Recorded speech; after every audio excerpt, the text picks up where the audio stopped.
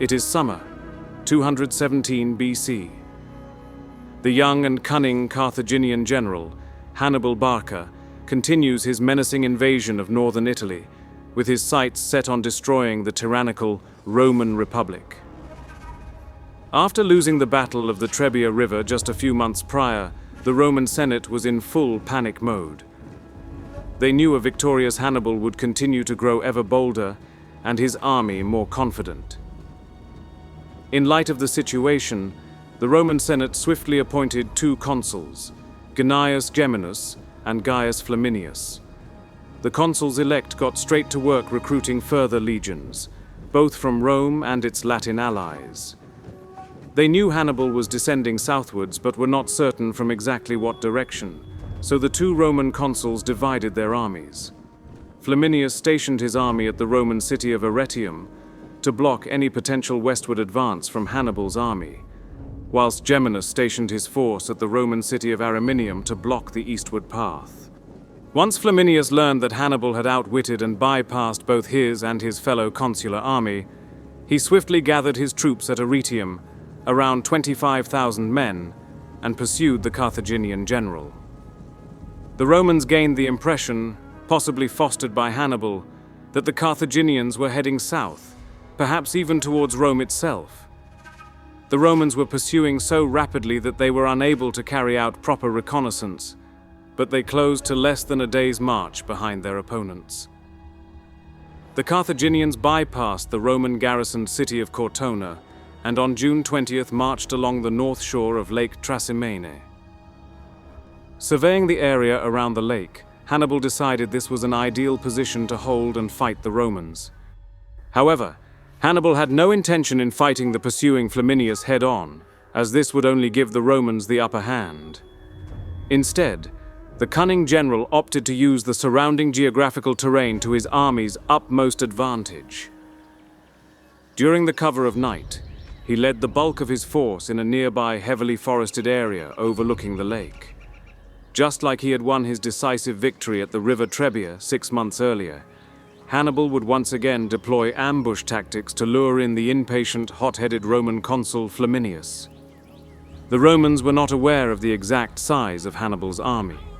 They ignorantly assumed Hannibal's numbers had dwindled during his harsh journey south, a mistake that would cost them dearly. According to ancient historian Polybius, the Carthaginian army was massive in size, maybe as strong as 50,000 troops in total, with a big portion of the army consisting of Gallic tribes from the surrounding region.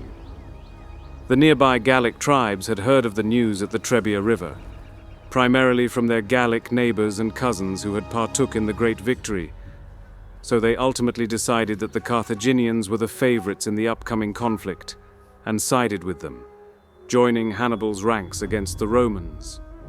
In return, they too hoped to acquire vast amounts of loot, as well as receive great rewards for their loyal service.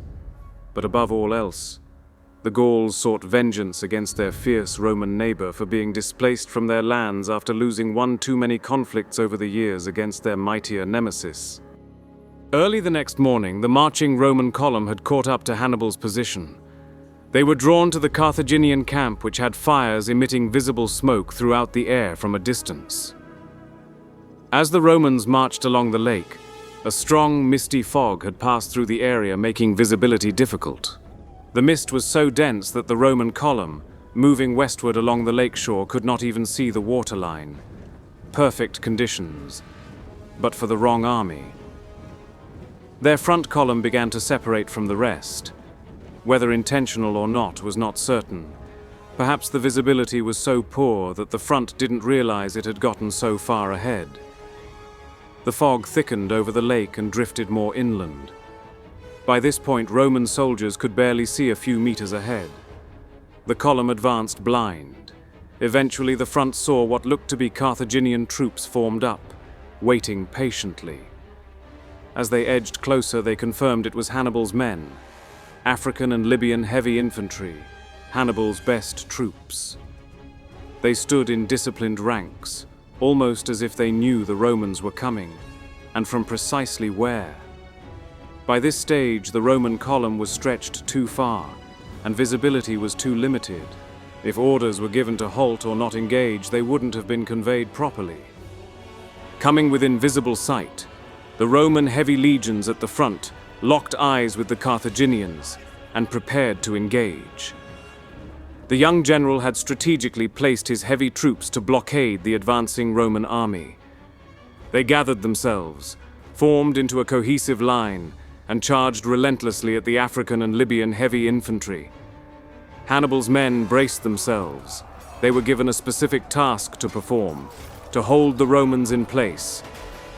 The rest of Flaminius's column soon caught up, but they were not entirely certain of what was occurring due to the thick fog.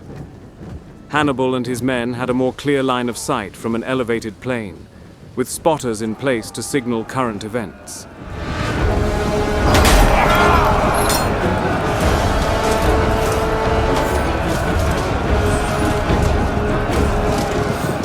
They sat and waited patiently for the Romans to come to a complete stop.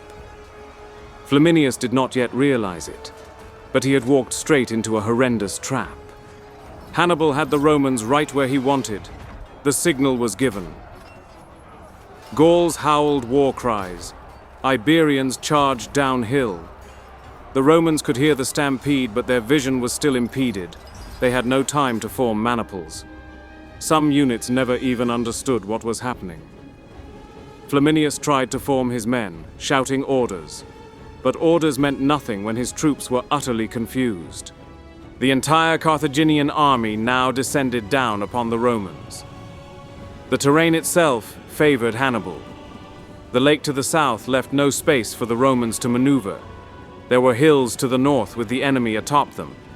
Then there was the blinding, dense fog, leading to the Romans unable to form a cohesive battle line.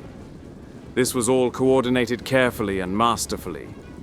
The light Carthaginian troops sprang from the hills. The Gauls, Iberians, and Numidians struck the unprepared Romans with ferocity. The Romans were completely sandwiched in, with their backs to the deep lake. Hannibal's heavy infantry had them blockaded at the front, whilst his cavalry struck and blocked them from the rear, compacting them in further.